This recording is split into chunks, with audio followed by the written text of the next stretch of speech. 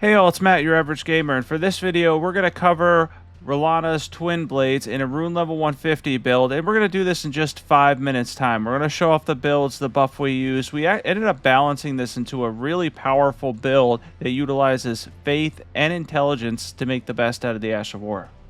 Yeah, you're going to get a good amount of damage out of this Ash, and this Ash is truly a spectacle. It's so cool to look at. It's a lot of fun to use. You get fire damage, you get the magic beams. There's a lot to like here.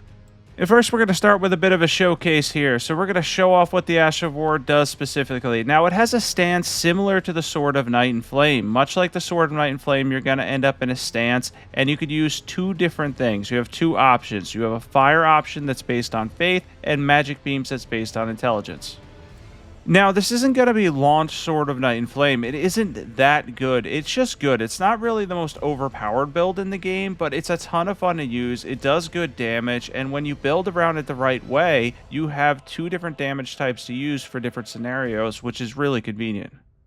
And again, it's really cool to look at. It's one of those Ashes of War, as you're using this, you're just going to love to use this weapon. One of the things I think they did right in DLC, Shadow of the Erdtree pretty much nails this, is the Ashes of Wars are getting even better. The base game had some really cool ones, and the DLC, they're even better.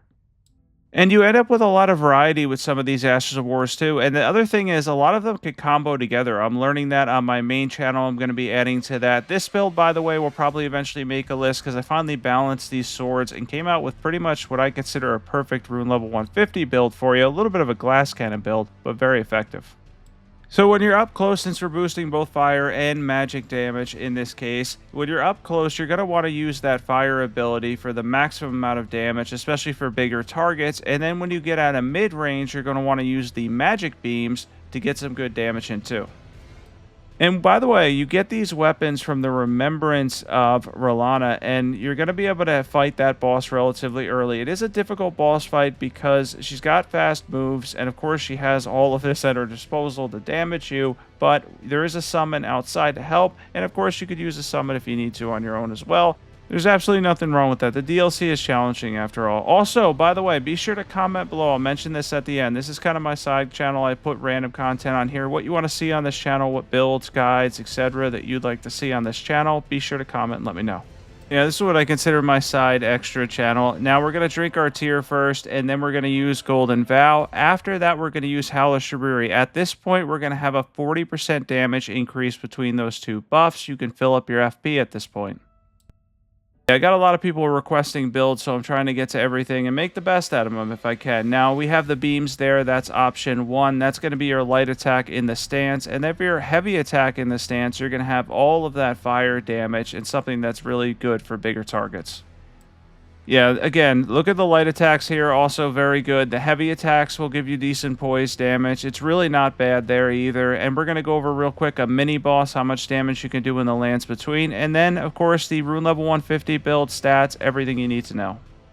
I like to start with the fire part, especially for the larger targets in the game, big bosses, dragons, and such. But in general, I do like to start with that fire ability. And then once I back off a little bit, I'm going to then use the beams at a mid-range to get some good damage there. And of course, right here, we finished off the Altus Plateau market with the fire ability too.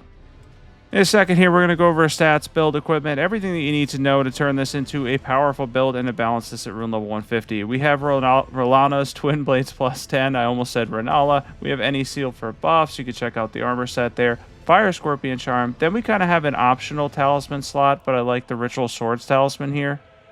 That's good if you can stay at full HP. Then we have the Shard of Alexander to boost the weapon skill, Magic Scorpion Charm for magic damage, Magic Tear for magic damage, and Flame Tear for fire damage. We're also using Margaret Shackle to stun that boss. Let's jump into stats. And for our balanced rune level 150 stats, we have 50 vigor. I went for a little less vigor here because there's a lot of split stats going on with this build. C and 4 stats, by the way. We have 21 mind, 28 endurance. We have the minimum strength and dexterity at 16 each because we're heavily invested in the Ash of War. The intelligence that we have is 45. That's going to give you more beam power. 45 faith for more firepower, quite literally. And then we're using Golden Vow and Howl of Shibiri, which we went over.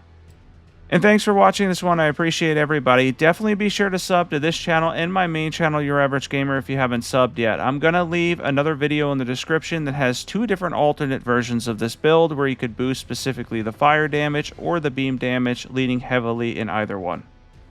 Also, if you watch this whole video, be sure to sub, of course, but also comment below what you want to see on this channel. If you want to see more individual builds that you could easily search and find, I'll do more of those on this channel too. Thanks for watching. Have a great day.